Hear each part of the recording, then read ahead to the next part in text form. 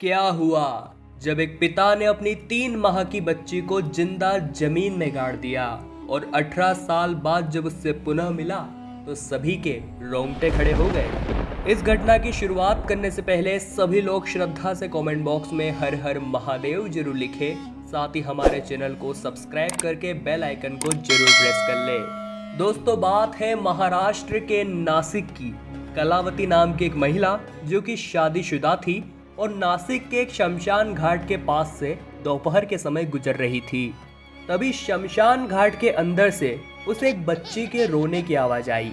पहले तो वो बहुत ही ज्यादा डर गई, परंतु दोपहर का समय था।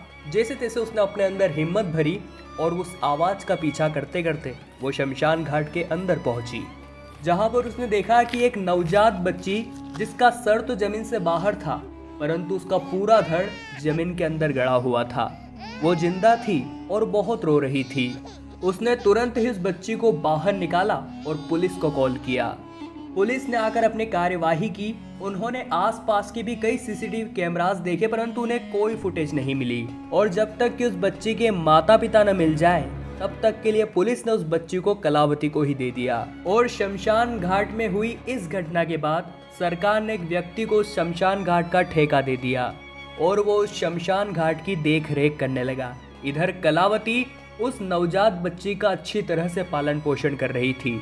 वो उसे अपनी असली माँ की कमी महसूस नहीं होने दे रही थी। पुलिस भी अपनी कार्यवाही करने में लगी हुई थी, परंतु 2 महीने का समय बीत चुका था और उस नवजात बच्ची के माता पिता का कोई पता नहीं चल पाया था। परंतु कलावती को यह शक था, जिस व्यक्ति ने भी इसे जमीन में गाड़ा था वो इसके पास पुनः जरूर आएगा। इसलिए शमशान की देखरेख करने वाले व्यक्ति को उसने अपना नंबर दे दिया और कहा कि अगर इस जगह आकर कोई भी व्यक्ति खड़ा होता है तो मुझे तुरंत कॉल करना। खैर, समय बीतता गया और कलावती ने उस 3 महीने की बच्ची को गोद ले लिया और उसने उस बच्ची का नाम नेहा रखा। नेहा धीरे धीरे बड़ी हो रही थी। वो पढ़ने में बहुत तेज थी और उसका सपना था पुलिस ऑफिसर बनने का। उसने रात दिन एक करके पढ़ाई में खूब मेहनत करी और 18 वर्ष की उम्र में वो महिला कांस्टेबल के पद पर निर्धारित हुई। परंतु उसे बिल्कुल भी अंदाजा नहीं था कि अब एक फोन कॉल से उसकी पूरी जिंदगी पलटने वाली है। दरअसल उस घटना के 18 साल बाद कलावती के पास एक फोन आया। उसने बताया कि मैं उसी शमशान घाट की देखरेख करने वाला व्यक्ति बोल रहा हूँ जहाँ पर आपको 18 साल पहले एक 3 महीने की नवजात बच्ची मिली थी। आपने मुझसे कहा था कि इस निश्चित स्थान पर अगर कोई आता है तो मुझे कॉल जरूर करना। और आज एक व्यक्ति सुबह से ही इस स्थान पर बैठकर फूट फूट कर रो रहा है। उसके बाद कलावती तुरंत अपनी बेटी नेहा को लेकर उस शमशान घाट पहुंची, जहां एक व्यक्ति उसी स्थान पर बैठकर फूट फूट कर रो रहा था।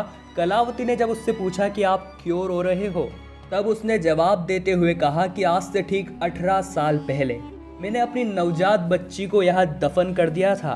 मैं उससे अपने पापों की क्षमा मांगने आया हूँ। उसके बाद मेरी जिंदगी पूरी तरह से बर्बाद हो गई है।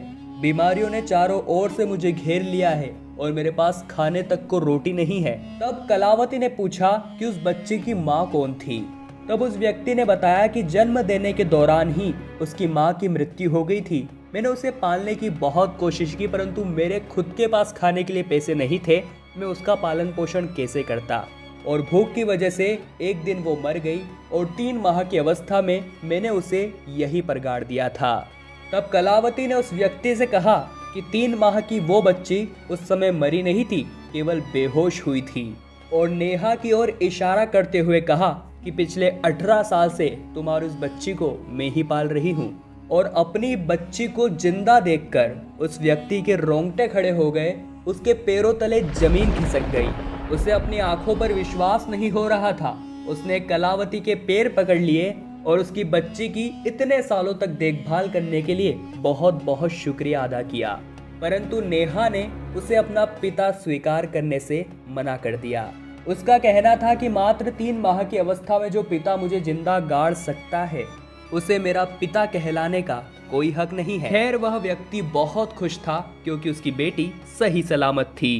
आज भी नेहा कलावती के साथ ही रहती है और कलावती के परिवार को ही अपना परिवार मानती है। इस घटना को लेकर आपके क्या विचार है, नीचे कमेंट बॉक्स में हमें जरूर बताइएगा। साथ ही में दोस्तों, हमारी इस वीडियो को लाइक करें, कमेंट बॉक्स में हर हर महादेव लिखें, साथ ही चैनल को सब्सक्राइब करके बेल आइकन को प्रेस करना बिल्कुल भी ना भूलें, ताकि आपको हमेशा ऐसी सत्य चमत्कारी घटनाएं देखने को मिलती रहे। अभी के लिए आप सभी दर्शकों का हृदय से बहुत बहुत धन्यवाद।